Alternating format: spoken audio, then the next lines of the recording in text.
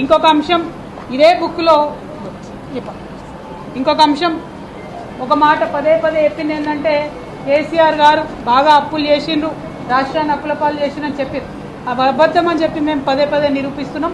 మళ్ళీ ఇది ఈరోజు ఇచ్చినటువంటి ఈ పుస్తకం ఇందులో వాళ్ళే నిరూపించుకుంటూ తెలంగాణ రాష్ట్రం ఏర్పడ్డప్పటి నుంచి ఈ రోజు వరకు జరిగినటువంటి అప్పు 4,37,000 కోట్లని మరి ప్రభుత్వమే ఇచ్చింది.